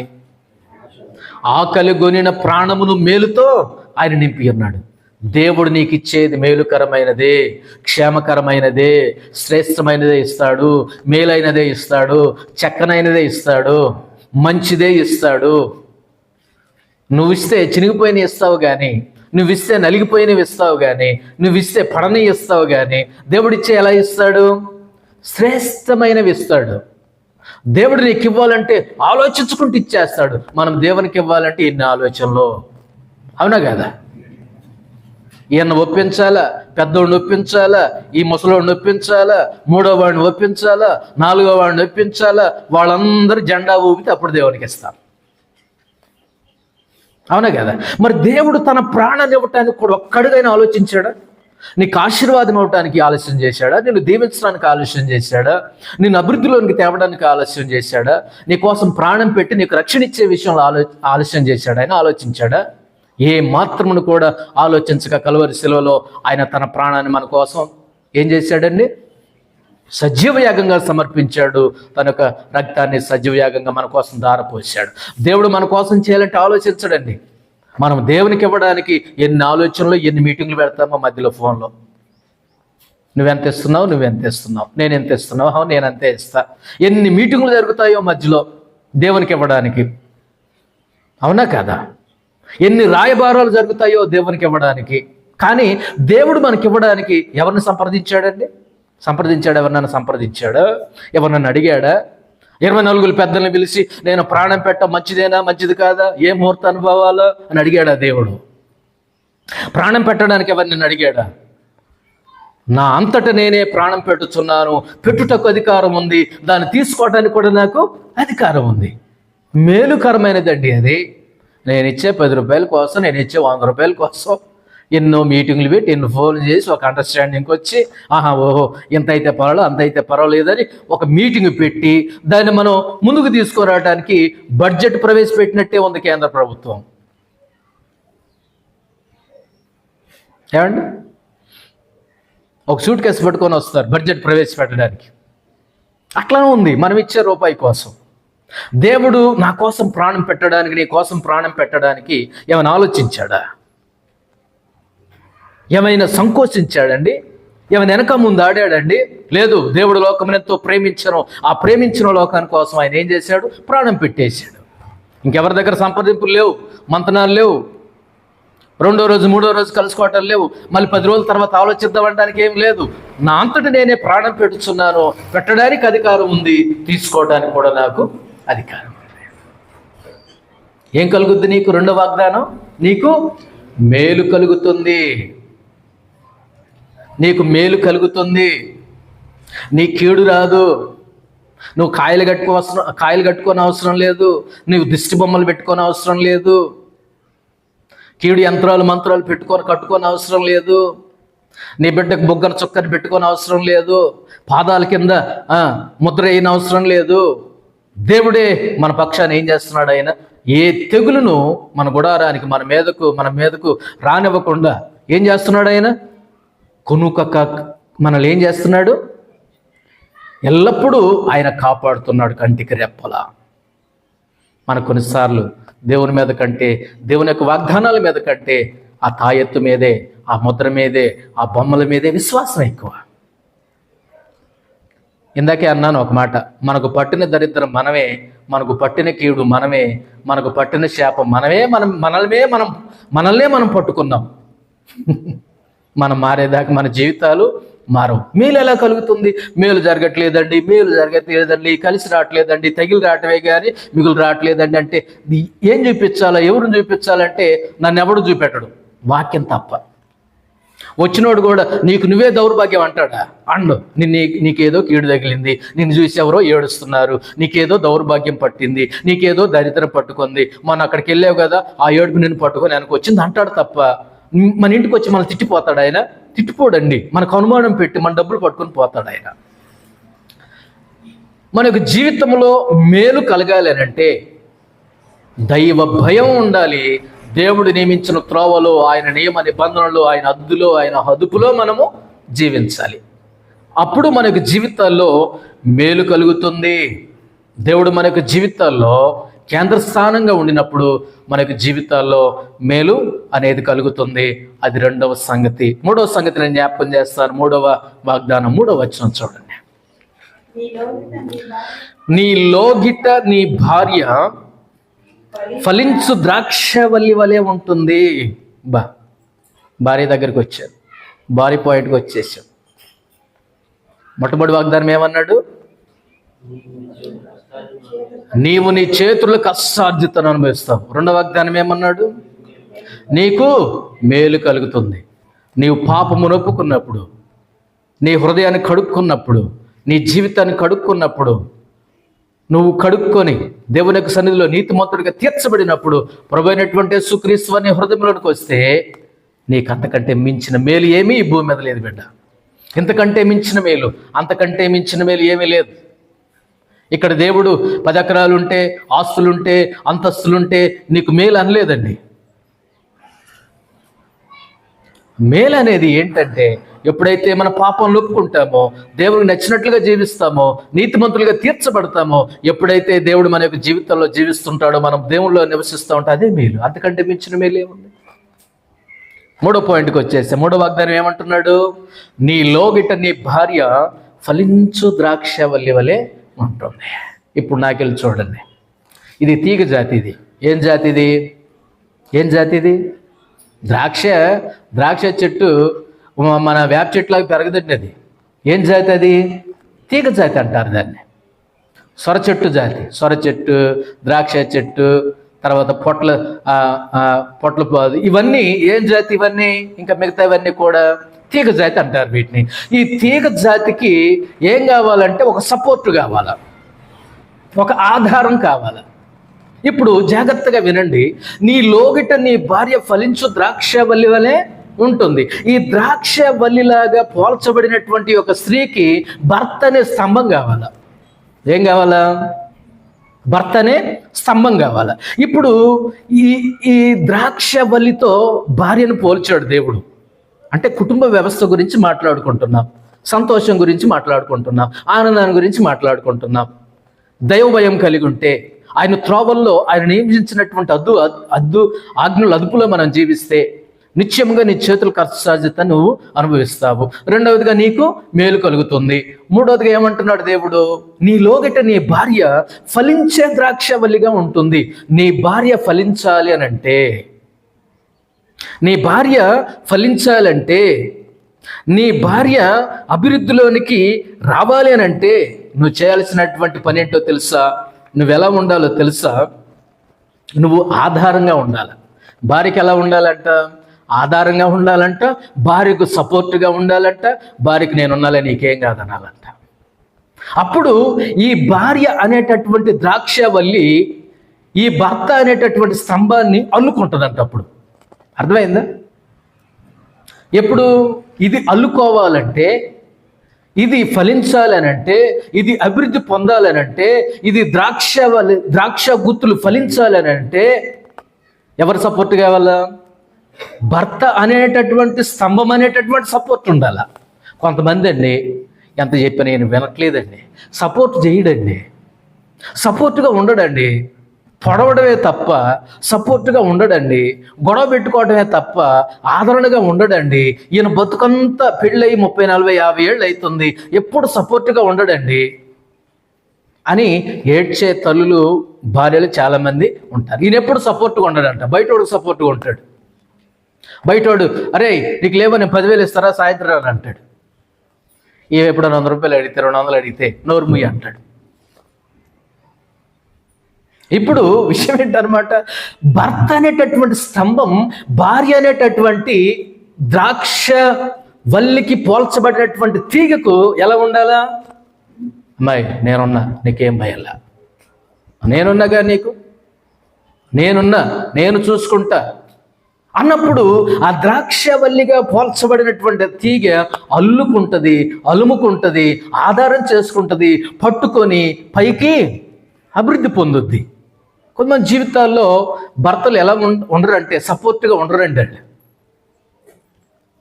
ఎప్పుడు పోతున్నాడో తెలియదు, ఎప్పుడు వస్తున్నాడో తెలియదు, ఏం మాట్లాడుతున్నాడో తెలియదు, ఏం చేస్తున్నాడో తెలియదు, ఎక్కడెక్కడ తిరుగుతున్నాడో తెలియదు. సపోర్ట్గా ఉండవలసిన వాడు సమస్యల్లో ఉన్నాడు. ఇదంతా రివర్స్ అయిపోయింది. భార్యకు సపోర్ట్గా ఉండవలసినటువంటి భర్త అసలు భార్య సపోర్ట్గా ఉంది. అర్థం చేసుకోండి. ఇప్పుడు ఎవరిని మోయగలరు? స్తంభం ద్రాక్ష తీగను మోయగలదా? ద్రాక్ష తీగ స్తంభాన్ని మోయగలదా? ఇప్పుడు ఈ సమాజం ఏమైపోయింది? ఇప్పుడు తలకిందులు అయిపోవాలా? ఈమె అందుకని దేవుడు బలహీనమైన ఘటాలను అయినాయి ఎయ్యి భార్యలు ఎలాంటి వాళ్ళు బలహీనమైన ఘట్టాలు, తీగ జాతి. ఏం జాతి వాళ్ళు? ఒకటే జాతి, తీగ జాతి వాళ్ళు. వాళ్ళకి ఏం కావాలా? సపోర్ట్ కావాలా, ఆధారం కావాలా. కాబట్టి ఇప్పుడు ఏమైపోయిందంటే ఈ స్త్రీలు భర్తను ఆధారం చేసుకుని అభివృద్ధి పొందవలసిన వాళ్ళు, ఫలించవలసినటువంటి వాళ్ళు, కాయలు కాయవలసినటువంటి వాళ్ళు, ద్రాక్ష గుత్తులు కాయవలసినటువంటి వాళ్ళు ఏమైపోయారంటే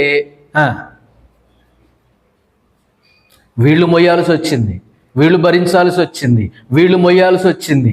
ఈ తీగ ఎంత, దీని బొతికి ఎంత, ఈ స్తంభాన్ని మోయడం ఏంటి? ఏమండి, ఈడు భారం అయిపోయాడు. ఓ రూపాయి తెచ్చేది లేదు, సంపాదన లేదు, కష్టపడేది లేదు. బలాదూరు తిరిగి వస్తాడు, అన్నం పెట్టమంటాడు. బలాదూరు ఆ చెట్టు కింద కూర్చొని వస్తాడు, మేక మేసినట్లు బజ్జీలు తిని వస్తాడు. ఇంటికి వచ్చేమో ఇష్టం వచ్చినట్టు మాట్లాడతాడు. నీ వల్ల ఉపయోగం ఏంటి చెప్పు? నీ వల్ల ఉపయోగం ఏంటి చెప్పు? నీవు నీ భార్యకు, ద్రాక్షవల్లి లాంటి భార్యకు భర్త ఏ విధంగా ఉండాలా? స్తంభంగా ఉంటే ఆ భార్య అనేటటువంటి తీగ నిన్ను అలుముకుంటుంది, అల్లుకొని పైకి అభివృద్ధి పొందుద్ది. పంట అనేది వస్తుంది, అభివృద్ధి అనేది వస్తుంది. బలాదూరు తిరిగి వచ్చి చెడు స్నేహాలని చేసి, చెడు తిరుగుళ్ళని తిని, చెడు తిళ్ళని తిని ఏం చేద్దామని, ఎవరిని ఉద్ధరిద్దామని, ఏం చేద్దామని, కుటుంబానికి ఏం ఉపయోగం తెద్దామని, కుటుంబానికి నీ వల్ల ఉపయోగం ఏముంది? మనం చదువుకున్నాం, దేవుడిచ్చే వాగ్దానం మూడోది ఏంటంటే నీ లోగిట నీ భార్య ఎలా ఉంటుంది? ఫలించు ద్రాక్షవల్లి వలె ఉంటుంది. భర్త పందిరిలాగా ఉండాల, భర్త స్తంభంలాగా ఉండాల. పూర్వం మా నాన్న అనేవాడు, నాన్న ఈ చిక్కుడు పాదు వేసామో అలా వెళ్ళి ఒక చెట్టు నరుక్కొని రా అనేవాడు.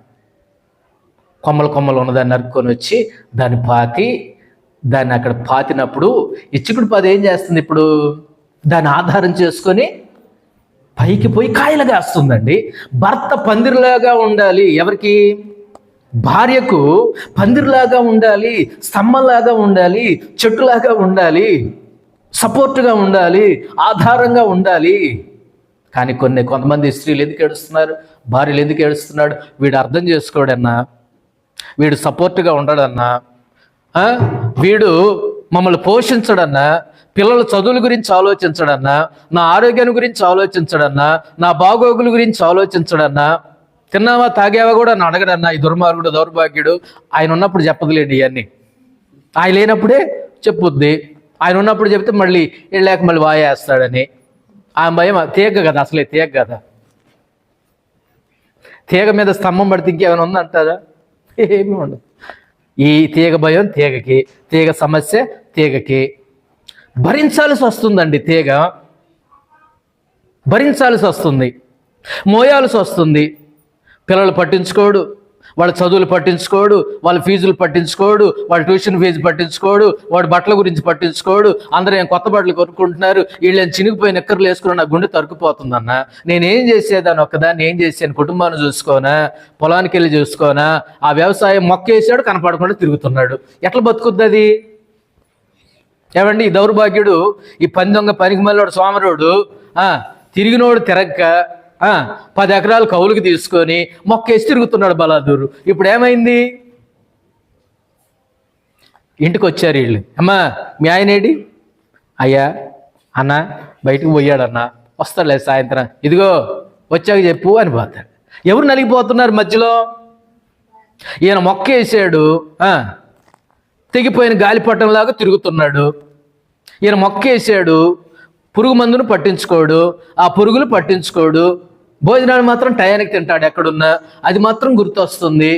ఈ భార్య అంటుంది, ఇప్పుడు ఇంటిని చూసుకోవాలి, బయలుదేరి చేయాలా, బడికి పంపించాలా, క్యారేజ్ కట్టాలా, మళ్ళీ పొలానికి పోవాలా, అక్కడ కూలోళ్ళు ఉన్నారు, మందులకి వెళ్ళాలి, ఆ మందుల షాప్ అయ్యా మైగా అయ్యా ఆడు పనికి మళ్ళీ తిరుగుతున్నాడు, అయ్యా పంట పండినప్పుడు మీకు అయ్యా మీ లెక్క చూసుకొని వడ్డీతో సాయిచ్చా బతింగ్లాడి తెచ్చింది ఈ అమ్మాయి. లేరా ఇట్లాంటి వాళ్ళు? లేరా అండి? ఇలాంటి వాళ్ళు లేరా? ఇలాంటి వారికి ఏం లేదంటే దైవ భయం లేకనే ఈ బుద్ధి అంతా మొదటి పాయింట్లో ఉంది. దైవ భయం లేకని, దేవుడంటే భయం లేకనే విచ్చలవిడిగా తిరుగుతున్నాడు, విచ్చలవిడిగా బ్రతుకుతున్నాడు ఈ దౌర్భాగ్యుడు. దౌర్భాగ్యమైనటువంటి జీవితం జీవిస్తున్నాడు. ఒక్కతి కష్టపడుతుంది, ఒక్కతి పొలంలోను, ఇంట్లోను, కొంతమంది ఉద్యోగంలోను నలిగిపోతున్నారు. తీగండి తీగ. దాని బతుకెంత? తీగ బతుకెంత అండి? ఎన్ని సంవత్సరాలు ఉంటుంది చెప్పండి తీగ? ఎంతకాలం ఉంటుంది చెప్పండి తీగ? నువ్వు పందిరిలాగా ఉండాలి, నువ్వు స్తంభంలాగా ఉండాలి, సపోర్ట్గా ఉండాలి, ఆదరించేవాడుగా ఉండాలి. ఈ భార్య అనేటటువంటి ఈ ద్రాక్ష తీగ కలుముకోవడానికి నువ్వు తప్ప ఏమైనా ఆధారం ఉందండి? ఈయన తప్ప ఇంకెవరైనా ఉన్నారా ఆధారం? ఎవరైనా ఉంటారా? ఉండరండి. నిన్ను నమ్ముకొని అందరిని వదిలిపెట్టి వస్తే నువ్వు ఆధారంగా ఉండవలసిన వాడివి, ఆధారమైనటువంటి వాడు, ఆధారంగా కన్నీళ్ళు తొడవలసినటువంటి వాడి. ఎందుకు మళ్ళీ పైగంటాడు? నువ్వు ఎక్కడ వేసిన గొంగళి అక్కడే, అభివృద్ధి లేదు, దీవెన లేదు, ఫలం లేదు, పండు లేదు, పంట లేదు, దౌర్భాగ్యాలు అంటాడు. నువ్వు సపోర్ట్గా ఉంటే అదే కాయలు వేస్తుంది. నువ్వు స్తంభంగా ఉండాలిగా, పందిరిగా ఉండాలిగా, నువ్వు కొద్దిగా నీళ్లు పోయాలిగా, ఏమండి కొద్దిగా పట్టించుకోవాలిగా. అప్పుడు నువ్వు సరిగ్గా 24 గంటలు నిలబడితే కొద్దిగా సమయం ఇస్తే కొద్దిగా అల్లుకోవడానికో, అలుముకోవడానికో, పూతరాడడానికో, పిందిరాడడానికో ఉపయోగం ఉంటుంది. నువ్వు 24 గంటల్లో 23.5 గంటలు బయట తిరిగితే అందరు పడుకున్నప్పుడు వస్తారు, అందరు లేవనప్పుడు వెళ్ళిపోతాడు వీడు. ఏదో పెద్ద సెంట్రల్ గవర్నమెంట్ ఉద్యోగం చేసినట్టు మళ్ళీ ఉండదు అక్కడ. కుటుంబాలు ఎలా ఉంటాయండి? భార్య ఎలా ఫలిస్తుంది? భార్య ఏ విధంగా ఉంటుంది? భార్యకి సపోర్ట్ ఏంటి? అందుకనే తప్పులు జరుగుతాయి. అందుకని ఏం జరుగుతాయి? తప్పులు జరుగుతాయి. అందుకనే కుటుంబాలు కూలిపోతాయి. నువ్వు గనక ఆధారంగా ఉండకపోతే అది వేరే ఆధారం చూసుకుంటుందంట ఆ మొక్క. జాగ్రత్త. అంతే కదా? నీ లోగెట నీ భార్య ఫలించు ద్రాక్ష వల్లి వలె ఉండాలి అని అంటే నువ్వు ఎలా ఉండాలో తెలుసా? పందిరిలాగా ఉండాలి, స్తంభంలాగా ఉండాలి. అప్పుడు నీ ఆధారం చూసుకొని, నీ ఆధారం చూసుకొని, నీ బలం చూసుకొని, నీ ప్రోత్సాహం చూసుకొని చిన్నగా అలుముకుంటుంది నిన్ను. అలుముకున్న తర్వాత కొన్ని రోజులకి పూత, పిందె, కాయ, పండు, ఫలాలు, గుత్తులు. నువ్వు చేయాల్సింది ఒకటే, ఆధారంగా ఉండు, అర్థం చేసుకునేవాడిగా ఉండు, చక్కగా ఉండు. నేనున్నా అమ్మా నీకేం కాదులే అని ఉండు, కన్నీళ్ళు తుడిచేవాడిగా ఉండు, ధైర్యాన్ని ఇచ్చేవాడిగా ఉండు, ప్రోత్సహించేవాడిగా ఉండు. ఎవరైనా కావచ్చు, చెప్పే నేను కావచ్చు, వినే మీరు కావచ్చు, ఎవరికైనా ఈ వర్తమానం చెందుతుంది. ఎవరికైనా ఒకటే. నీ వల్ల ఉపయోగం ఏమిటి చెప్పండి? భార్య ఫలించట్లేదు అంటే నువ్వు ఆధారంగా, పందిరిగా, ఆధారంగా, స్తంభంగా ఉన్నదేది? నీ కుటుంబానికి ఉన్నదేది? నీ బిడ్డలకు ఉన్నదేది? నీ భార్యకు ఉన్నదేది? దేశం మీద పెత్తనాలుగా, బలాదూరు తిరగటమేగా, 10 మందిని వెంబడేసుకుని ₹1 కాజేసుకోవటమేగా, అప్పుల పాలు అవడమేగా. ఉపయోగం ఏముంది? నీకు రాబడి కంటే ఖర్చు ఎక్కువ. ఉపయోగం ఏముంది విశ్వాస జీవితాల్లో? 3వ వాగ్దానం అన్నాడు, నువ్వు గనక దైవభయం కలిగి ఉంటే, నా త్రోవల్లో నియమించినటువంటి నియమ నిబంధనలో నువ్వు జీవిస్తే నీ చేతులు కష్టార్జితం అనుభవిస్తావు. 2వదిగా నీకు మేలు కలుగుతుంది. 3వదిగా నీ లోగిట నీ భార్య ఫలించే ద్రాక్షవల్లిగా ఉంటుంది. సామెతల గ్రంథం చూద్దాం. 31వ అధ్యాయం చూడండి, 10వ వచనం. గుణవతి అయిన భార్య దొరుకుట అరుదు, అట్టిది ముత్యము కంటే అమూల్యమైనది.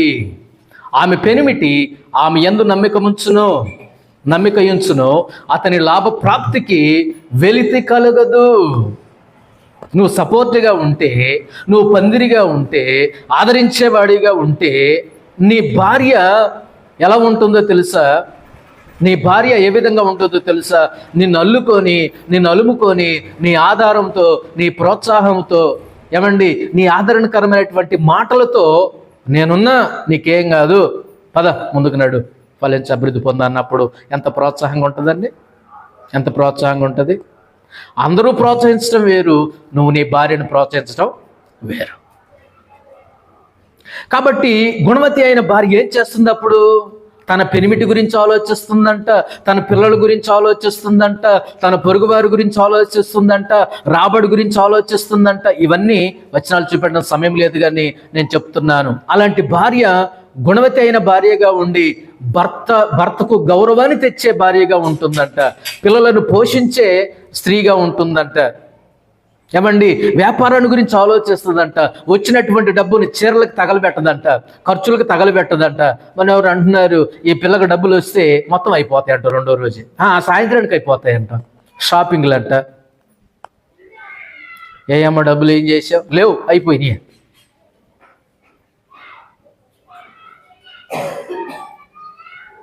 ఆ గుణవతి అయిన భార్య ఏం చేస్తుందో తెలుసా?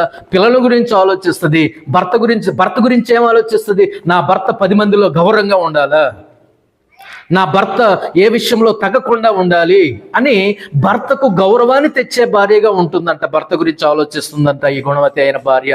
పిల్లల గురించి ఏం చేస్తుందో తెలుసా? నా పిల్లలు ప్రయోజకులుగా ఉండాలని, పిల్లల్ని పొద్దున్నే స్కూల్కి పంపాలని, ట్యూషన్కి పంపాలని, వాళ్ళు ప్రయోజకులుగా ఉండాలని పిల్లల గురించి ఆలోచిస్తుందండి. ఇందాక దేని గురించి ఆలోచించింది? భర్తను గురించి ఆలోచించింది. ఇప్పుడు ఎవరి గురించి ఆలోచిస్తుంది? పిల్లల గురించి ఆలోచిస్తుంది. ఆయనకు క్యారేజ్ కట్టి పంపించింది, వీళ్ళకు కూడా క్యారేజ్ కట్టి పంపిస్తుంది. బాగోగులు చూసుకుంటుంది. మళ్ళీ వెళ్ళిన తర్వాత ఇంట్లో పనులన్నీ చేసుకుంటుంది. తర్వాత తెచ్చినటువంటి రూపాయిని టపీమని ఖర్చు పెట్టేయకుండా ఏమండి పొదుపుగా ఖర్చు పెడుతుంది. పిసినారామలాగా ఉంది కానీ పిసినారి కాదు, పొదుపు కలిగినటువంటి స్త్రీ, గుణవతి అయిన భార్య. ఆ రూపాయిని ఎలా ఖర్చు పెట్టాలి, ఎందుకు ఖర్చు పెట్టాలి, అవసరం ఏంటి, అత్యవసరం ఏంటి, ఖర్చు పెట్టే విషయంలో కూడా చాలా జాగ్రత్తగా ఖర్చు పెడుతుంది. లాభం వచ్చేటటువంటి పనులు చేస్తుంది. ఇంట్లో పని కాకుండా, పిల్లల పని కాకుండా, భర్త పని కాకుండా చేతి పని చేస్తుందంట. ఈ 31 అధ్యాయం తర్వాత చదవండి మీరు, చాలా విషయాలు ఉంటాయి. చేతి పనులు చేస్తుందంట. చేతి పనులు చేస్తుందన్నమాట. అవి ఎక్స్ట్రా పనులు అంటే అవి మేలు చేకూర్చేవి, లాభం చేకూర్చేవి. తర్వాత ఆహారము కొనగలిగినటువంటి ఆర్థిక స్తోమత పెంచుకుంటుందండి, బలాన్ని పెంచుకుంటుందండి. తర్వాత ఇంటి వారి కోసం 15వ వచనంలో భోజనం సిద్ధం చేస్తుందండి. 16, 17 వచనాల్లో ఏమండి ధనాన్ని కూడబెట్టడం కోసం ఆ నడుము కట్టుకొని బలంగా పనిచేస్తుందండి. ఈ 31వ అధ్యాయం 10వ వచనంలో నుండి 10వ వచనంలో గుణవతి అని ఉంటుందన్నమాట. గుణవతి 11వ వచనంలో లాభ ప్రాప్తి అనేటటువంటి మాట ఉంటుందండి. వ్యాపారములు పై చేయి సాధిస్తుందంట భార్య. తర్వాత 12వ వచనంలో ఏముందంటే, 12వ వచనంలో ఏముంది? కీడు చేయదంట, మేలే తప్ప ఆవిడ ఏమి కీడు చేయదంట. 13వ వచనంలో ఏం చేస్తుందంటే ఆవిడ చేతులారా వాటితో పని చేస్తుందన్నమాట. ఏం పని అది? గొర్రె బొచ్చును, అవిసెనారును, వెదకును తన చేతులారా వాటితో పని చెయ్యను. ఏమండి, ఎక్కడేం తగ్గుతుందా? ఎక్కడ తగ్గరట్లా. ఏం గుణం? గుణవతి అయిన భార్య. తనకంత సపోర్ట్గా ఉంటే దూసుకొని పోతుంది తప్ప ఆమె వెనకడుగు వేయదు. తర్వాత ఆహారం కొనే విషయంలోనైతేనేమి, వ్యాపార విషయంలోనైతేనేమి 16, 17 వచనాల్లో చూడండి. 16, 17 వచనంలో ఆమె పొలమును చూచి దాన్ని తీసుకొనును, తాము కూడబెట్టిన ద్రవ్యం పెట్టి ద్రాక్ష తోట ఒకటి. ఇప్పుడు వినండి, ఎట్లా కొందంటే ఈవిడ ద్రాక్ష తోట? అక్కడ ఉన్నమాటే చెప్పండి, ఎలా కొన్న ద్రాక్ష తోట? ఆమె పొలమును చూచి దానిని తీసుకొనును, తాము కూడబెట్టిన. వాళ్ళు ఏం చేసుకున్నారు? వచ్చే రూపాయిని ఏం చేస్తారండి?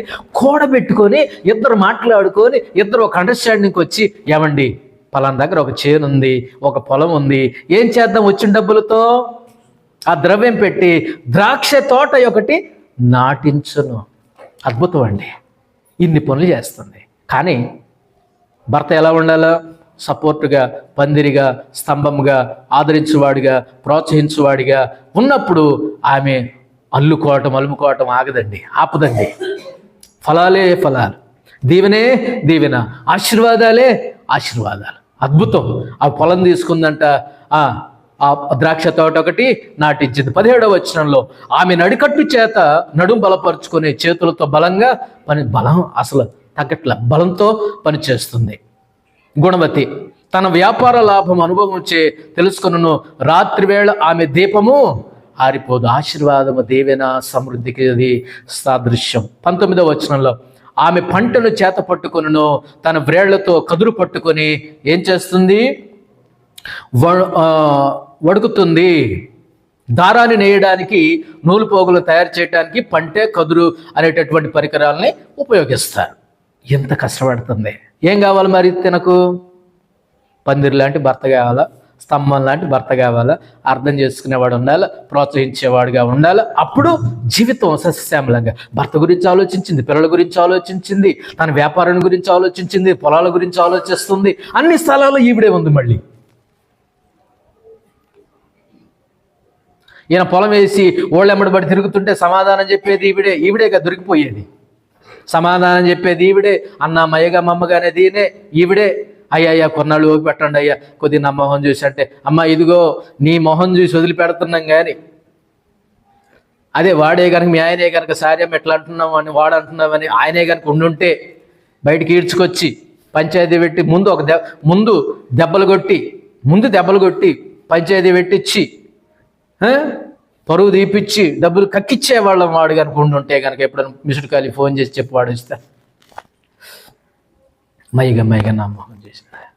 ఇట్లా జరిగే చాలా ఉన్నాయండి. కాబట్టి దేవుని బిడ్డలారా, మన విశ్వాస జీవితాల్లో ఇవన్నీ నేర్చుకోవలసినటువంటి వారమై ఉన్నాం.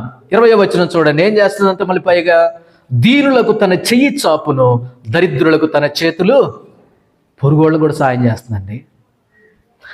ఆ వచ్చినటువంటి డబ్బుల్లో పొదుపు చేసుకుని పొలాలు కొన్నది, ద్రాక్ష తోట నాటించింది, లేని వాళ్ళకు కూడా ఏం చేస్తుంది? సహాయం చేస్తుంది.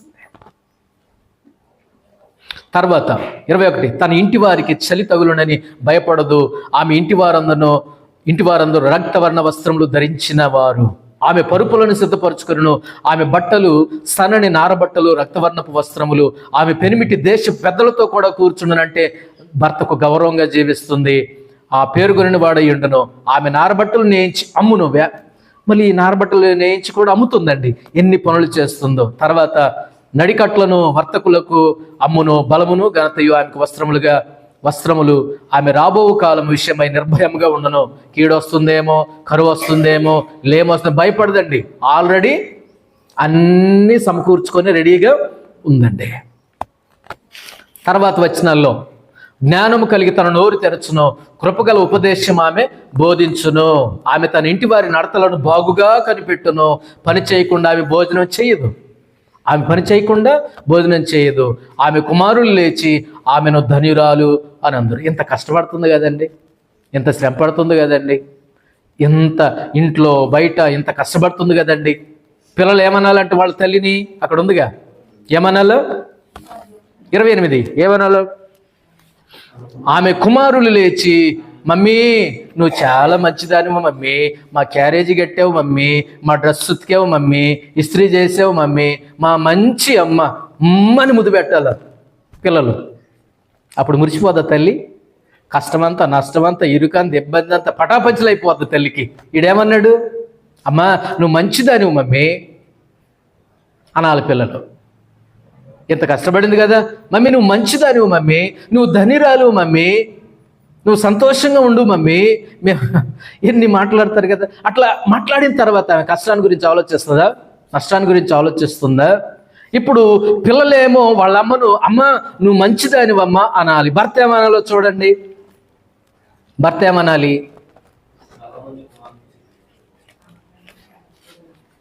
ఏమనాలండి భర్త? ఎన్నో వచనం?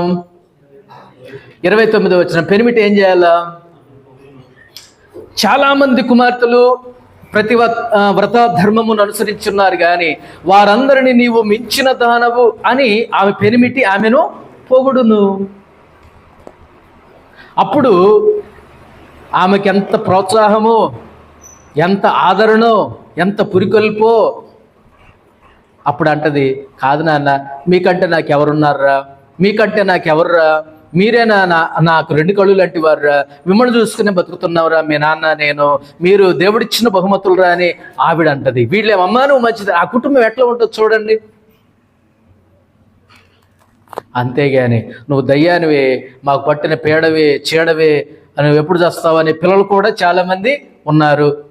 నువ్వు దయ్యాన్ని మమ్మల్ని పీల్చుకొని పిప్పి చేసుకొని తింటున్నావే అనే పిల్లలు కూడా ఉన్నారు. వీళ్ళు మోకాడంత లేడు కానీ వీడు అనేవాళ్ళు లేరు, చాలామంది ఉన్నారు. అప్పుడు ప్యాట్ 2 పడాలి, అప్పుడు దానిలోకి వస్తారు. తర్వాత భర్త ఏమనాలా? భార్యను పొగడాలి. అమ్మాయి, చాలామంది కుమార్తెలు పతివ్రత ధర్మం అనుసరించున్నారు, కానీ వారందరూ నీవు మించిన దానివి. బా, నీకంటే ఎవరున్నారు చెప్పు? హృదయపూర్వకంగా మనసారా ఏం చేయాలంట? పెరిమిటి ఆమెను పొగడాలి. ప్రియమైన దేవుని బిడ్డలారా, ఇది 3వ వాగ్దానం. సపోర్ట్. చివరి మాట నేను చెప్పి మనం ఆరాధనకి వెళ్తాం. చూడ 128వ కీర్తన 4వదిగా దేవుడు ఏమంటున్నాడు? చివరి మాట,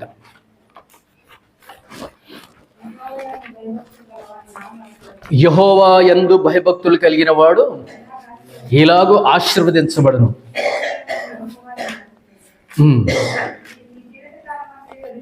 3వ వచనం 2వ భాగం చదవండి. నీ లోగిటి నీ భార్య ఫలించు ద్రాక్షవల్లి వలె ఉండును అనే పోయిటం మనం ధ్యానం చేసుకున్న తర్వాత మాట 4వ వాగ్దానం, నీ భోజనపు బల్ల చుట్టూ నీ పిల్లలు ఒలీవ మొక్కల వలె ఉంటారు. నీ భోజన బల్ల చుట్టూ నీ పిల్లలు ఒలీవ మొక్కల వలె ఉంటారు. దేవుని బిడ్డలారా, దేవుడు ఇచ్చినటువంటి 4వ వాగ్దానం. నీ పిల్లలు ఎలా ఉంటారో తెలుసా? ఒలీవ మొక్కల వలె ఉంటారు. ఇది 4వ వాగ్దానం.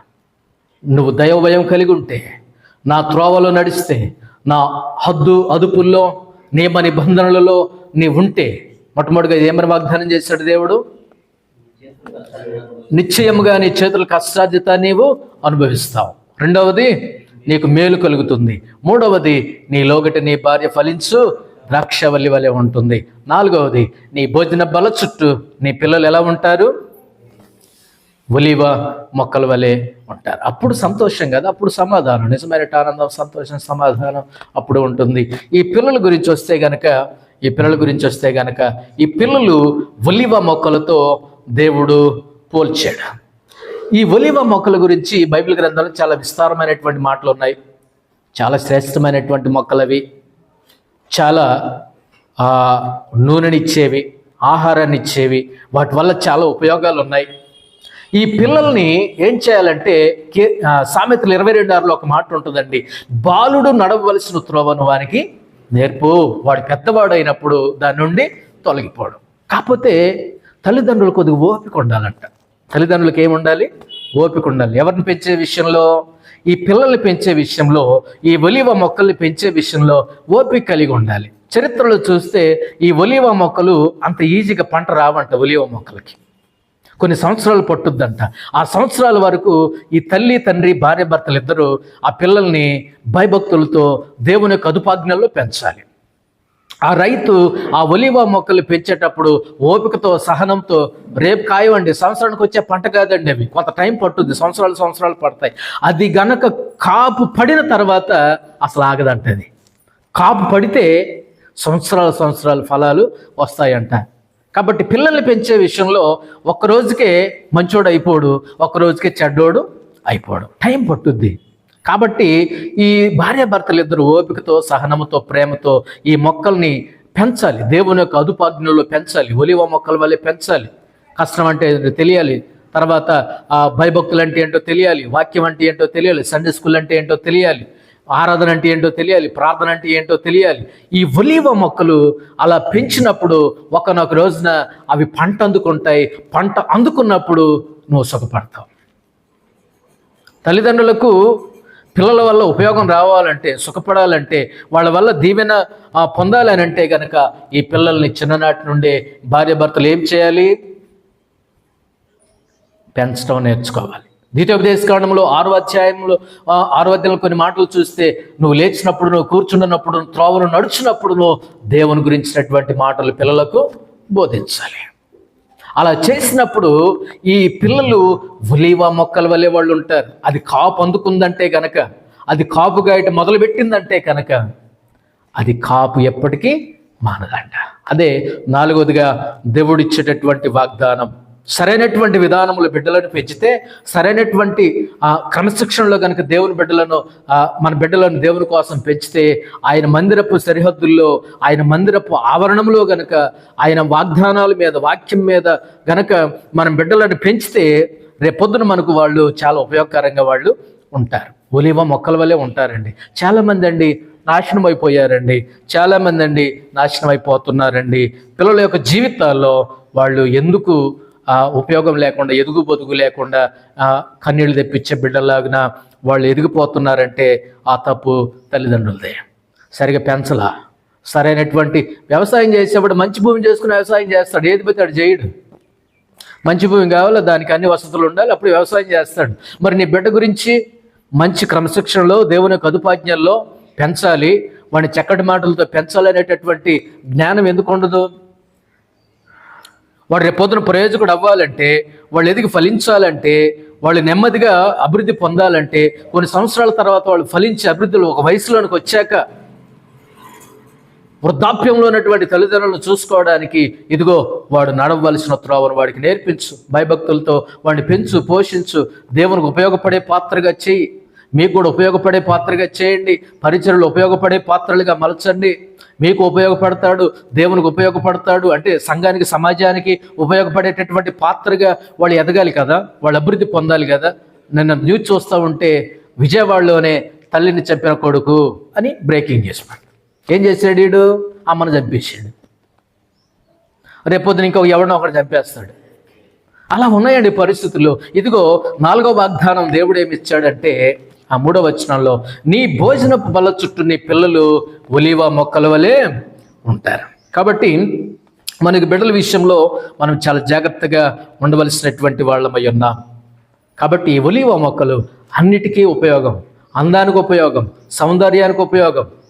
ఏమండి, ఒలీవ నూనె కొన్ని జబ్బులను నయం చేస్తుంది, ఆదరణగా ఉంటుంది, ప్రోత్సాహకరంగా ఉంటుంది, ఆహారం ఇచ్చేది, అన్నిటికీ ఉపయోగపడేది ఒలీవ మొక్క.